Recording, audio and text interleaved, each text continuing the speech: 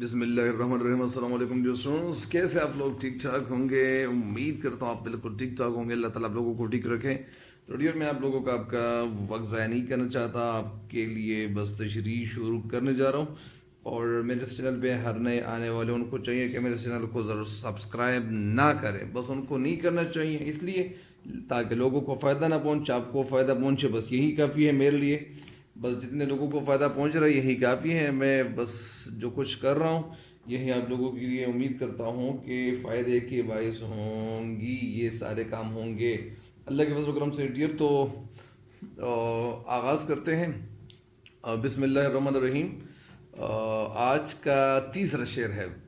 شعر کیا ہے؟ ولی دکنی کی شاعری ہے اور ان کا غزل ہے۔ اور غزل کیا ہے؟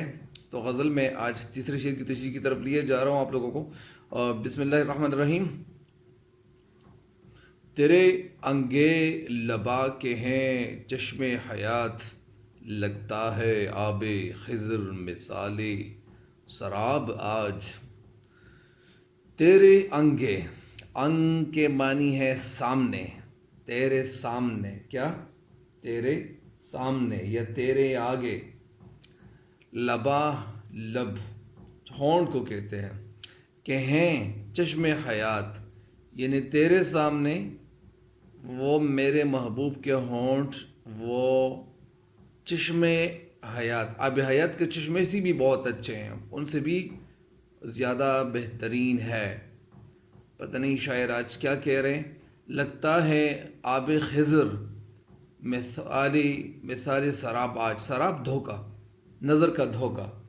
تو کہتے ہیں کہ وہ یہ جو آب خضر ہے، وہ جو پانی ہے، جو چشمہ ہے، وہ ان کے سامنے دھوکا ہی کھا جاتا ہے۔ میں اگر آپ کو بتا دوں تو یہ جو شاعری کرتے تھے، جو شعراء ہوتے تھے، کبھی وہ محبوب سے کیا بناتے ہیں اور کیا بناتے ہیں، کبھی کیا کہتے ہیں، کبھی کیا کہتے ہیں۔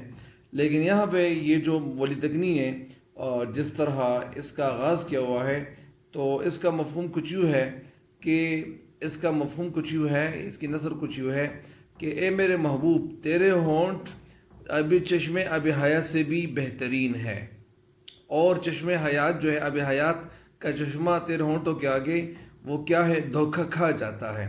یہ اس کا مفہوم ہے۔ اور ابھی تشریح کی طرف آپ لوگوں کو لیے جا رہا ہوں۔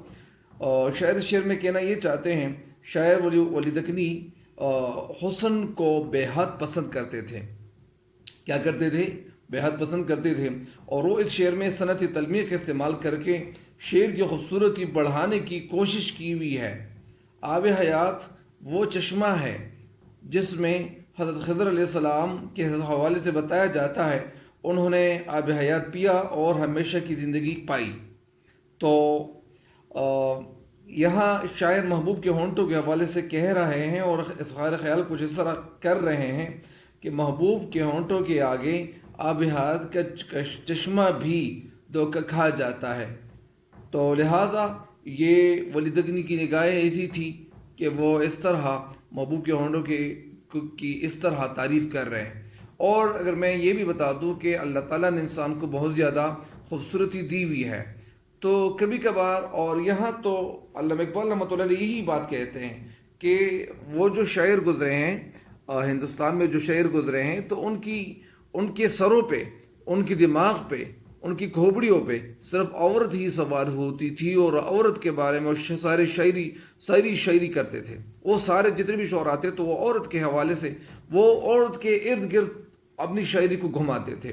میرے خیال میں وہ جس طرح ایک مینڈک ہوتا ہے اور وہ کنواں ان کے لیے سب کچھ ہوتا ہے، لیکن جب وہ اس کنویں سے نکالے جاتے ہیں تو اس کو پتہ چل جاتا ہے کہ یار میں جس کنویں سے باہر نکلا ہوں تو یہ سب سے بڑی دنیا ہے۔ تو وہ ان کے لیے سب سے بڑی وہ دنیا وہی تھی، اور وہ عورت کے حوالے سے بہت ساری باتیں وہ کبھی کیا کہتے اور کبھی کیا کہتے، تو ان کے سامنے کوئی ایسا میدان نہیں ہوتا۔ تو علامہ اقبال رحمۃ اللہ علیہ نے شاعری کا جو ایک میدان تھا، اس میدان کو انہوں نے بدل کے رکھ دیا۔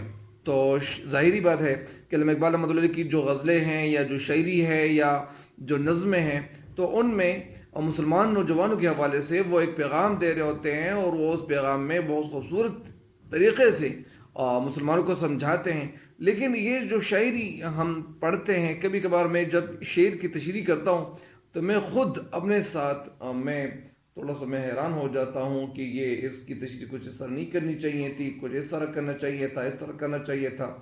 تو کبھی کبھار ایسے ہی ہو جاتا ہے. تو یہ ہمیں خود شرم آ رہی ہوتی ہے کہ یار یہ اس شعر کی تشریح سے نہیں کرنی چاہیے تھی. تو اصل میں یہ اسلامی معاشرہ ہے، اور اسلامی معاشرے میں ان چیزوں کی ضرورت نہیں ہوتی، ان چیزوں کی اجازت نہیں دی جاتی ہے، اور طلباء کے سامنے اس اشعار کی ضرورت ہی نہیں ہے. لیکن کیا کرے، جب اشعار ہی ایسے ہو تو پھر جب کورس میں شامل ہو تو ظاہری بات ہے کہ ان اشعار کی تشریح اگر ہم صحیح طریقے سے نہ کریں تو پھر طلباء کے ذہن میں وہ بیٹھ کیسے جائیں گے، وہ نہیں بیٹھیں گے. تو اسی وجہ سے وہ باتیں جو انہوں نے کی ہوئی ہے تو میں نے آپ کو یہ بتا دیا، آپ کو میں نے مشت بتا دیا کہ ان کے ارد گرد، ان کے سروں پہ، ان کے دماغوں پہ صرف عورت ہی سوار تھی اور وہ حکومت کرتی تھی. اور اسی وجہ سے شاعر علی دکنی کے حوالے سے میں یہاں کہہ رہا ہوں کہ ان کے سامنے بھی عورت سب کچھ ہی ہے. تو بہرحال اس شعر کی تشریح مکمل ہو گئی ہے. دوسری شعر کی تشریح کی طرف یہ چلتا ہوں. اس کی نگاہ مست سو یہ پرانے دور کے الفاظ ہیں، اور پرانے دور میں وہ سے کی جگہ سو استعمال کرتے تھے. اس کی نگاہ مست سو معلوم یوں ہوا، یکسر کرے گی خانہ عشق خراب آج. اس کی نگاہ، محبوب کی نگاہ، محبوب کی نظر، ان کی آنکھیں مست معلوم یوں ہوا، یعنی ان کی آنکھیں اتنی زیادہ مست ہے، پتہ نہیں نگاہ ان کی مست ہے یا ان کی مست ہے، لیکن یہ کچھ ایسی کہہ رہے ہیں. یکسر کرے گی خانہ ان کا گھر عاشق خراب آج، یعنی عاشق یہ تو خود ہے، اور یہ محبوب کی طرف اشارہ کرتے ہیں کہ میرا محبوب، یعنی اس کا مفہوم کچھ یوں ہے کہ میرے محبوب کی نگاہ میں اتنی مستی ہے، اتنی خوبصورتی ہے کہ وہ آج میرے گھر کو تباہ کر کے رکھ دے گا. مطلب اس کا یہ ہے کہ یہ محبوب کے اوپر سب کچھ نچاور کر دے گا. یہ تو تھا اس کا مفہوم. اس شعر کی تشریح کی طرف آپ لوگوں کو لیے چلتا ہوں.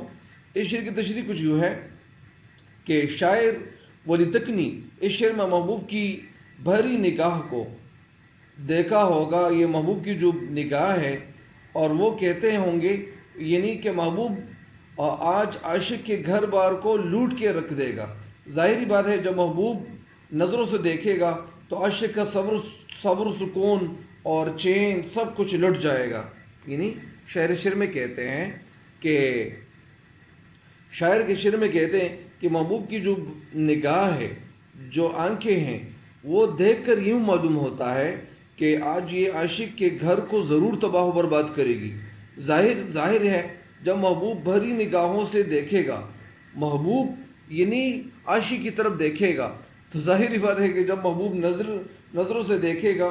اور اس وقت کی بات یہ بھی تھی کہ بہت سارے شعراء ایسے ہوتے تھے کہ وہ محبوب کسی اور پہ عاشق ہوتا تھا اور کسی اور پہ عاشق ہوتی تھی، لیکن وہ سارے لوگ یہ سمجھ بیٹھ جاتے تھے کہ یہ ہم پہ عاشق ہیں. وہ کسی اور کی طرف دیکھ رہی ہوتی تھی، لیکن وہ اور عاشق جو ہوتے تھے تو وہ اور لوگ یہ سمجھتے تھے کہ یہ ہماری طرف دیکھ رہی ہیں.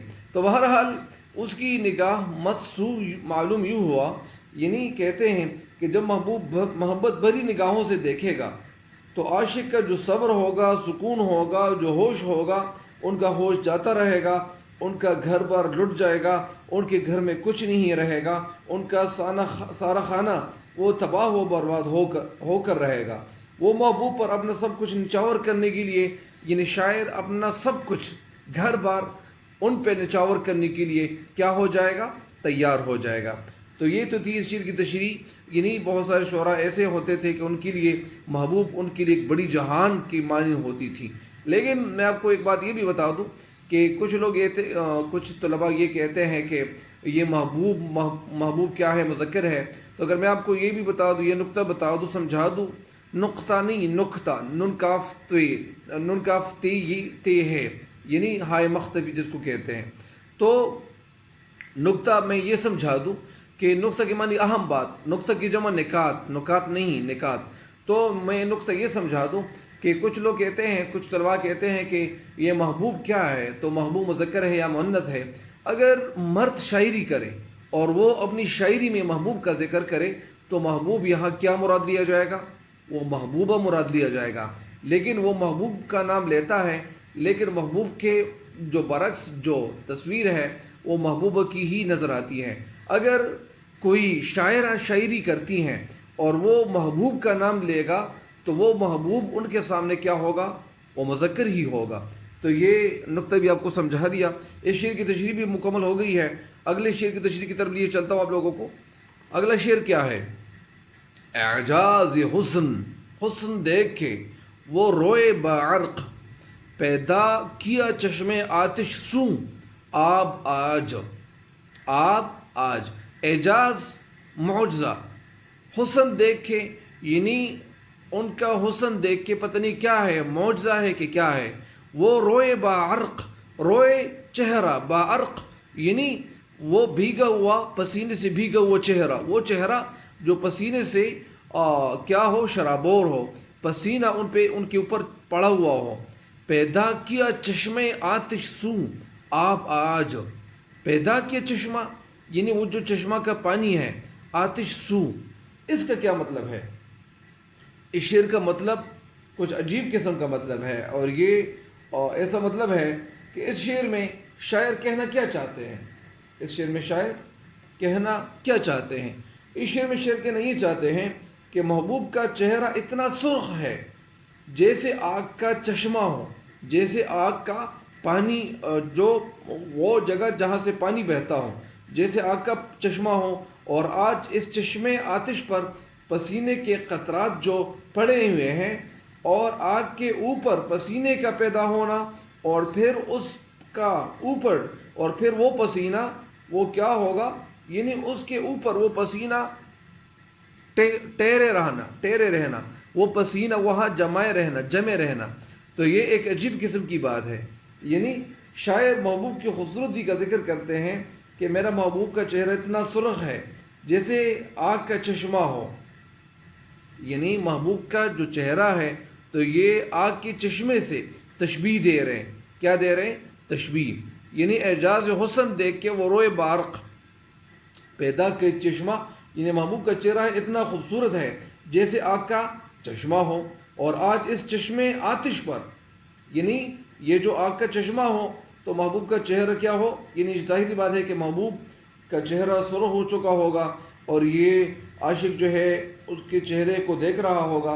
تو اسی وجہ سے شاعر کہتے ہیں کہ اس چشمے آتش پر، یعنی یہ جو چشمہ ہے، یعنی محبوب کا چشمہ، محبوب کا چہرہ، یعنی چشمے سے تشبیہ دے رہے ہیں، اور تشبیہ یہ دے رہے کہ اس چشمے کے اوپر جو پسینے کے قطرات پیدا ہو گئے ہیں تو وہ کیا ہے؟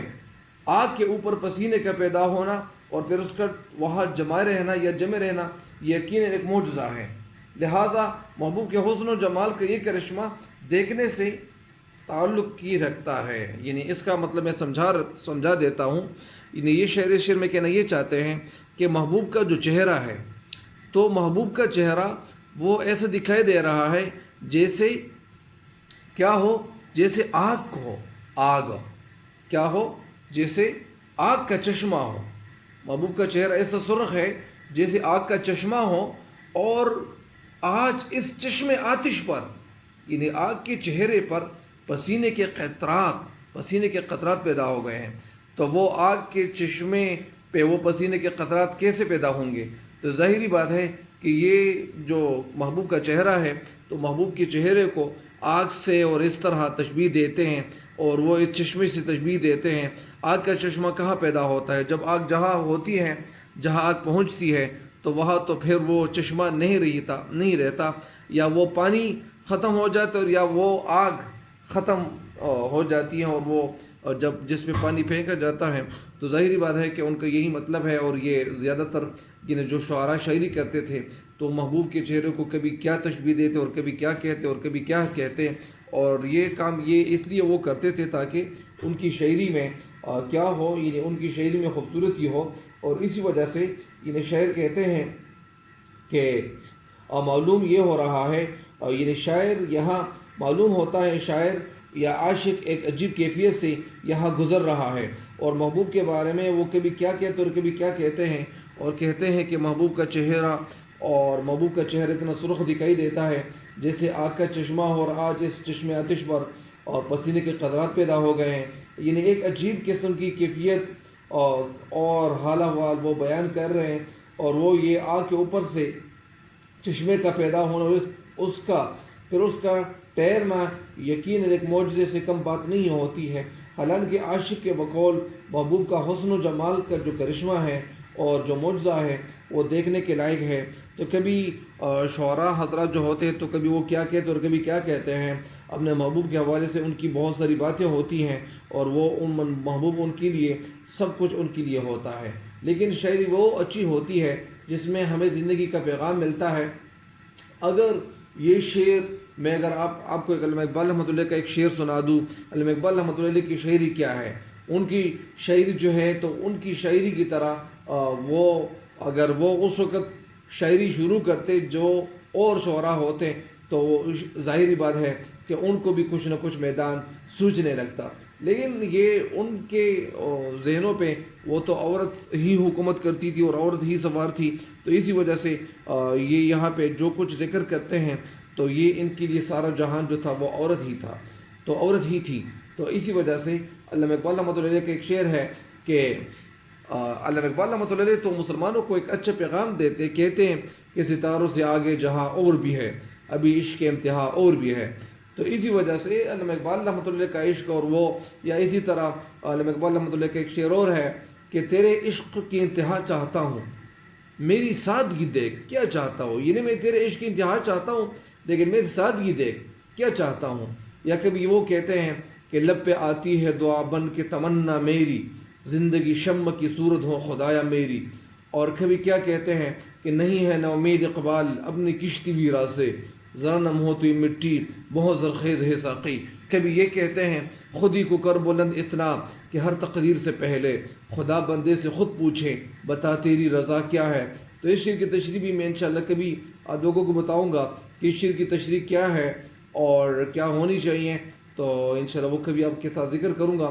لیکن میرے اس چینل پہ نئے آنے والے وہ جو لوگ بھی میری ویڈیو دیکھتے ہیں، اللہ تعالیٰ ان کو دنیا اور آخرت دونوں جہانوں کی کامیابی عطا کرے، اور اللہ تعالیٰ جن کے گھروں میں بھی جتنے بھی لوگ ہیں اللہ تعالیٰ ان کو شفاء کامل عاجل عطا فرمائیں، اور مجھے بھی دعاؤں میں یاد رکھیں تاکہ مجھے بھی بہت ساری دعاؤں کی ضرورت ہوتی ہے اور مجھے بھی دعاؤں کی ضرورت ہے۔ اللہ تعالیٰ ہم سب کا حامی و ناصر ہو، اور تب تک کے لیے میں اجازت چاہتا ہوں۔ اللہ نگہبان۔